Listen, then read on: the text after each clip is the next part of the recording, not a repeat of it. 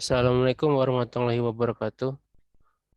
Pada hari ini saya akan menjelaskan hasil laporan Term of Reference Sistem Informasi Pemesanan Fikri Gordon berbasis website Palembang untuk memenuhi ujian akhir semester Manajemen Proyek Sistem Informasi. Latar belakang e-commerce menurut Laudon dan Laudon tahun 1998 adalah suatu proses untuk menjual dan membeli produk-produk secara elektronik oleh konsumen dan dari perusahaan ke perusahaan dengan perantara komputer, yaitu memanfaatkan jaringan komputer. E-commerce ini memberikan banyak perubahan dalam proses perdagangan jika proses jual beli konvensional mengharuskan pembeli dan penjual bertemu secara langsung, maka dengan e-commerce hal tersebut tidak diperlukan lagi. Pembeli bisa melakukan transaksi di kota yang berbeda tanpa harus bertemu, dan komunikasi bisa dilakukan dengan menggunakan internet. Contohnya, pada saat kita ingin menghias jendela dengan gorden, maka kita harus datang langsung ke toko gorden untuk memesan gorden yang kita inginkan. Dengan adanya e-commerce, kita bisa memesan gorden lewat platform media sosial agar bisa berkomunikasi dengan penjual. Sistem informasi pemesanan merupakan suatu sistem informasi yang berbasis website, dirancang untuk mempermudah pemesanan barang secara daring. Sistem ini menampilkan data gorden yang didapat dipesan pelanggan. Teknologi sistem informasi pemesanan mengoperasikan database seperti query dan data lainnya. Tujuannya yaitu sistem informasi pemesanan Victory Gordon berbasis website yang bertujuan untuk memudahkan pemesanan gorden secara daring dan memudahkan pelanggan untuk berkomunikasi dengan penjual gorden Victory Gordon dari mana saja dan kapan saja. Sasaran yang pertama, menjangkau lebih luas lagi pelanggan yang berminat memesan gorden khususnya di Victory Gordon dan memudahkan pelanggan untuk memesan gorden Victory Gordon yang berbasis website.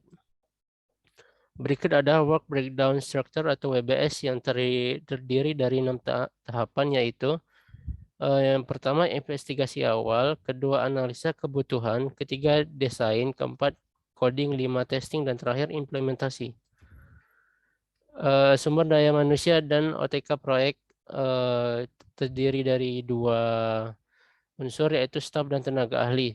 Staf dibagi lagi menjadi 5, yaitu administrative staff, technical writer, interviewer, surveyor, dan supporting staff. Kedua tenaga ahli yang terdiri dari 7 bagian. Yang pertama business analysis, project manager, database engineer, UI UX designer, system analysis, programmer, dan system tester. Berikut adalah jadwal kegiatan pengembangan proyek sistem informasi pemesanan. Kegiatan pertama investigasi awal yang lama harinya 7 hari pada bulan pertama. Kedua, analisa kebutuhan dengan lama hari 7 hari dengan bulan pertama. Desain, ketiga desain dengan lama hari 13 hari pada bulan pertama. Keempat, coding dengan lama hari 31 hari pada bulan kedua dan bulan ketiga. Kemudian testing lama harinya 7 hari pada bulan ketiga, dan terakhir implementasi yang lama harinya 14 hari dengan bulan pada bulan ketiga dan bulan keempat. Estimasi biaya anggarannya berjumlah 28.470.000 dengan total pengerjaan proyek adalah 79 hari.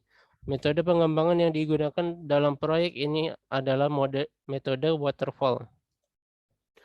Cost and benefit analysis yang terdiri dari 4 unsur, yaitu payback period yang merupakan pengembalian modal investasi dalam kurun waktu tertentu. Kedua, return of investment, yaitu tingkat pengembalian investasi atau rasio yang menunjukkan hasil dari jumlah aktiva atau aset atau kekayaan yang dimiliki. Ketiga, net present value, yaitu perbedaan antara nilai sekarang dari arus kas yang masuk dan nilai sekarang dari arus kas keluar pada sebuah waktu periode. Yang terakhir, internal rate of return, yaitu metrik yang digunakan dalam analisis keuangan untuk memperkirakan potensi keuntungan dan investasi. Berikut adalah rincian biaya dan manfaat.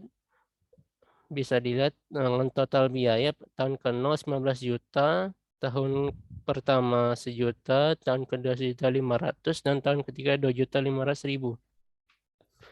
Rincian manfaat bisa dilihat di gambar dengan total wujud atau TW 1.200.000 pada tahun pertama, 2.600.000 pada tahun kedua, dan tahun ketiga berjumlah 4.600.000.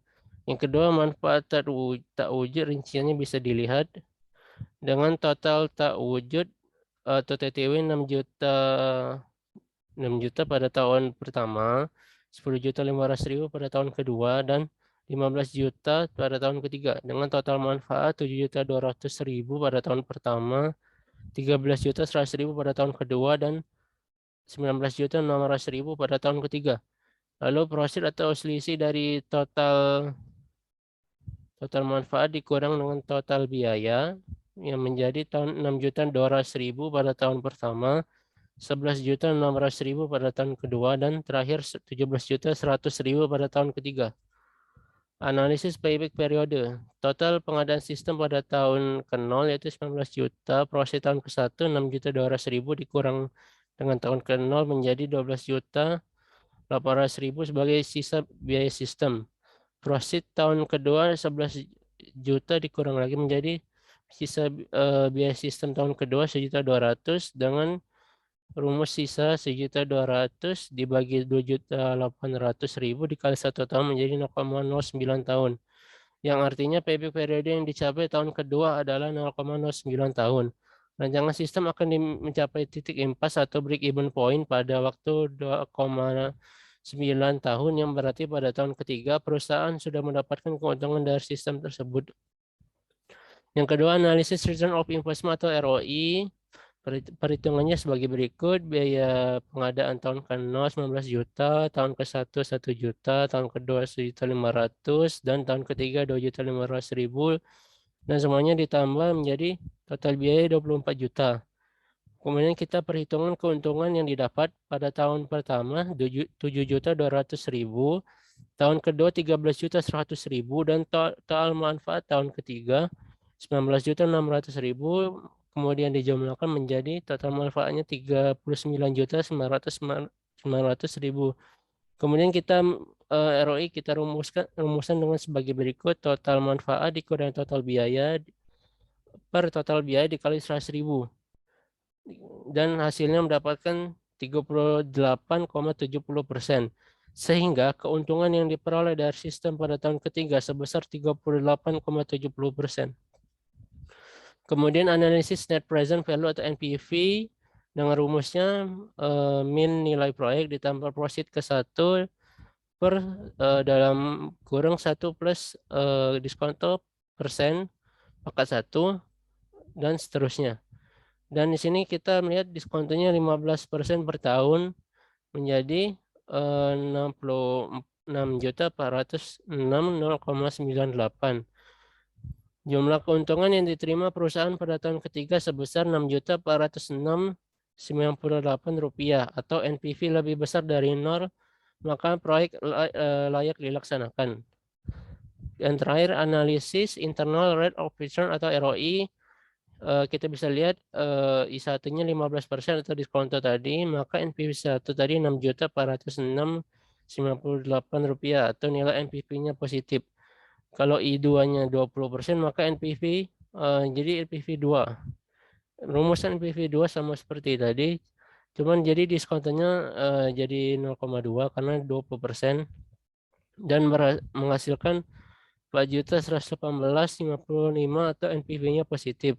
Maka untuk rumusan internal rate of return adalah 15 ditambah per buka kurung 20% dikurang 15% tutup kurung dikali yang NPV 1 tadi dibagi NPV 1 kurang NPV 2. Maka dapat hasil menjadi 15,13%. Artinya proyek akan menghasilkan keuntungan dengan tingkat bunga sebesar 15,13% per tahun.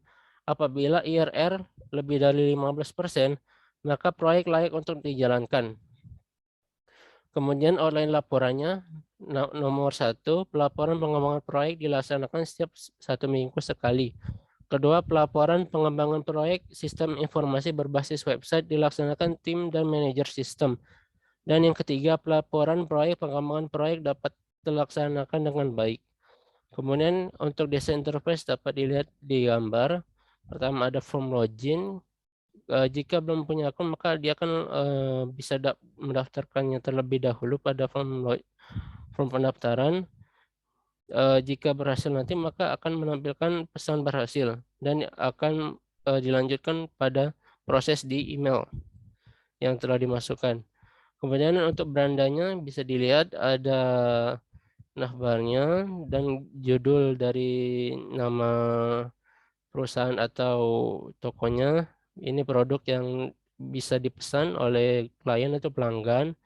Maka jika kita klik pesan tombol pesan maka akan memunculkan form pesan dan bisa kita isi data-data yang kode yang kita pesan sesuai dengan klik yang kita klik pada gambar tersebut. Jika berhasil maka akan memunculkan pesan pemesanannya berhasil dan akan dilakukan proses di email masing-masing untuk proses lebih lanjut. Terima kasih. Sekian dari presentasi saya pada hari ini. Saya minta maaf jika ada kesalahan kata maupun kegugupan saya dalam mempresentasikan terkait dengan laporan saya. Saya mohon maaf. Wabil taufiq wal hidayah. Wassalamualaikum warahmatullahi wabarakatuh.